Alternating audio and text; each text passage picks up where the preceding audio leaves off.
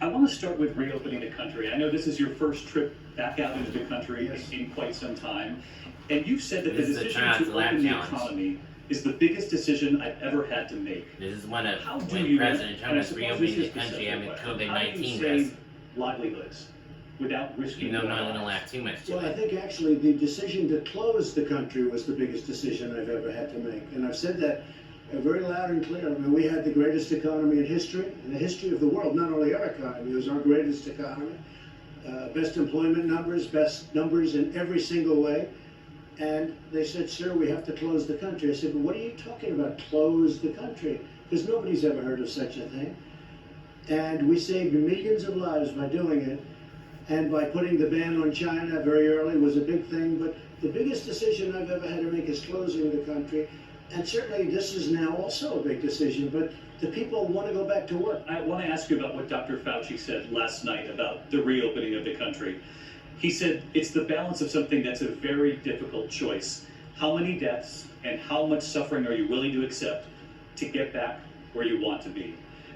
Do you see it that way? Do you believe that's the reality we're facing, that lives will be lost to reopen the country? It's possible there will be some, because you won't be locked into an apartment or a house or whatever it is, but at the same time, we're going to practice social distancing, we're going to be washing hands, we're going to be doing a lot of the things that we've learned to do over the last period of time. And we have to get our country back. You know, people are dying the other way too. When you look at what's happened with drugs, it goes up.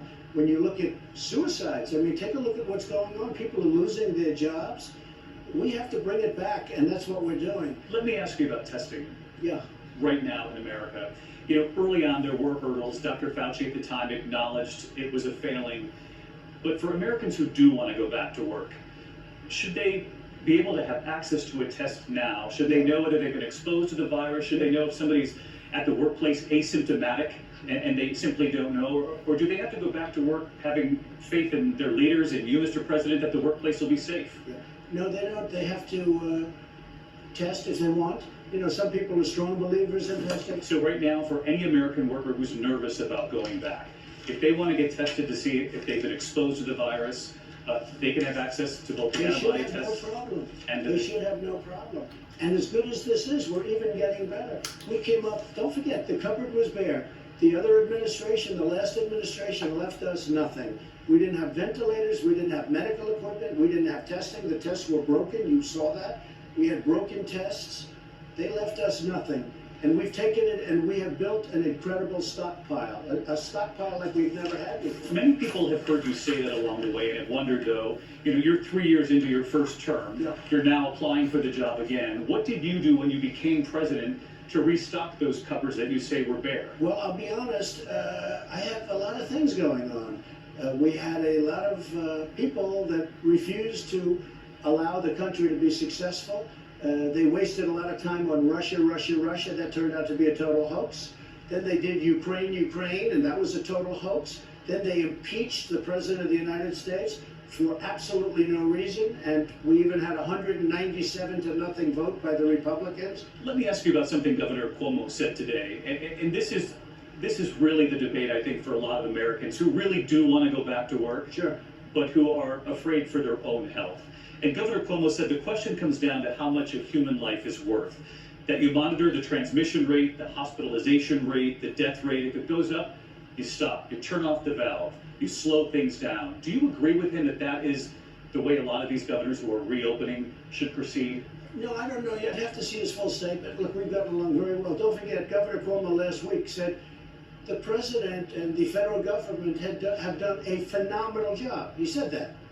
Yeah, he's saying now that you just have to be ready to turn Well, the valve he can only off tell you- if you I see can a only spike. tell you, David, I can only tell you what he said last week. Our country has to go back to being our country again. That's You have right. people that are not going to stand for this, and I understand them very well. And we are going to put out little embers and little fires and maybe some big fires, but we still have to go back to work. You talk about the embers and the possible big fires. There were 2 new studies out in the last 24 hours. I know that the White House has shot down a couple of them, saying they weren't vetted through your task force. One was from Johns Hopkins that said the death rate could double if we're not careful with this reopening of America by June, the daily death rate. The University of Washington saying we could have 135,000 Americans dead by August. What do you make of those numbers, Mr. President? A couple of things. First of all, Listen, these models have been so wrong from day one, both on the low side and the upside. They've been so wrong. They've been so out of whack. And they keep making new models, and they're wrong. Those models that you're mentioning are talking about without mitigation. Well, we're mitigating, and we've learned to mitigate, but we can be in place, work in place, and also mitigate. We've done it right, but now we have to get back to work. We have to do it. But let me ask you, because you've responded to those two new studies out with these forecasts, your own numbers have shifted over They time. have. they Yeah. did. You said 60,000 Americans could die. That's what you said last week. I watched your town hall over the weekend. You said 75, 80 to 100,000 people could die. Which models are you looking at? And what should Yeah. Americans be prepared for as we reopen the country and head into the fall where we could see a potential second wave? Well, the upper number was, as you know, 2.2 million people, and then there are some models or charts that showed higher than that, but 2.2 million people. I always felt 60, 65, 70, as horrible as that is. I mean, you're talking about filling up Yankee Stadium with death. So I thought it was horrible, but it's probably going to be somewhat higher than that. There'll be more death. But the virus will pass. With or without a vaccine. And I think we're doing very well in vaccines. They are. With or without a vaccine, it's going to pass, and we're going to be back to normal. That's right. But it's been a rough process, there's no question about it. Are you still convinced we'll have a vaccine by year's end and 300 million doses, which you had spoken of? You can never be convinced. When you say, am I convinced? I can say this. We're doing really great. Oxford, Johnson & Johnson, these companies, and I get reports every single day. They're doing really great. Am I convinced? I can't be convinced of anything. But I think that we have a really good shot of having something very, very substantial. Let me ask you about the tremendous hurt in this country. There are 30 million Americans who are unemployed. You don't need me to tell you that. We're expecting the new unemployment rate this week. There have been forecasts 15, 16, 17%. One of your advisors projected an unemployment rate of 19%. That's nearly 1 in 5 Americans without a job. How bad is this going to get? Well, That is what it is. And you know, it's very interesting. Even the Democrats aren't blaming me for that. We had to close it up, and we saved millions of lives, and we did the right thing. Now we're getting back to work. The third quarter, I think, is going to be, I call it a transition quarter. A lot of people, you see it.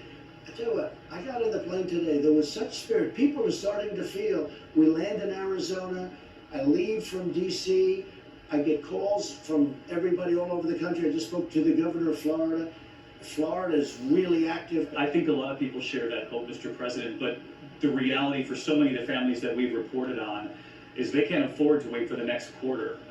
They're just trying to get through next week or the next dinner they put on the table. Well, we've done a lot for that. We've done our small business, as you know, our PPP, paycheck, if you want to call it that, where small businesses are given billions of dollars so that they can take care of their employees. We've done a lot of other. Look, we've done $2 trillion, and it's actually close to 3 if you really add it up, but $2 trillion has been approved, and we'll probably do more. It's a stimulus. It's to keep people employed, to keep small businesses open. Let me ask you, because people will look back, and we have an election 6 months from now. Which is now 3, They're because going to we're look in back to the August. beginning of this, and they're going to wonder what you knew and when you knew it. And I have no interest in going back over everything you said, but there was one thing you said that perhaps you could clarify. You said this was at the end of February. A full month had gone by. You'd stopped travel from China. And you said of the cases here in the U.S., when you have 15 people, and when the 15 within a couple of days is going to go down to 0, that's a pretty good job we've done.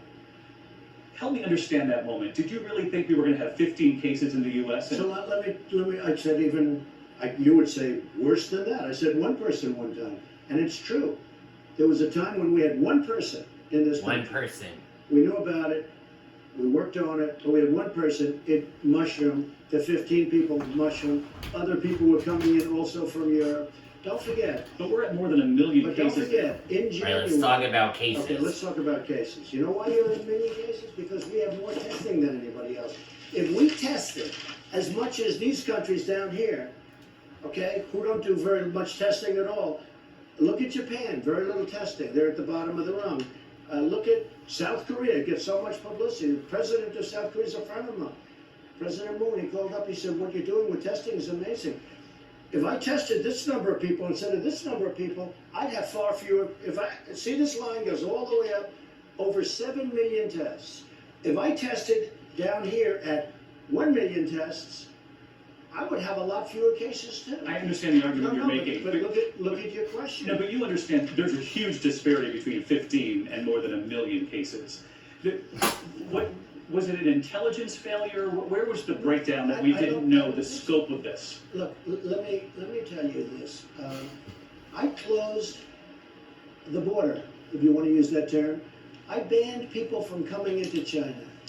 There were approximately 40,000 Americans. If you were in my position, you would let them come in. You could ask Ron DeSantis, great governor of Florida. Those people went through quarantine, they went through tests, they went through everything, but they were American citizens. I had to let them come back in. But I came in, and what I did is I said against many people, including Anthony Fauci, who I like very much, including Deborah, who I like very much, the doctors, and many other people.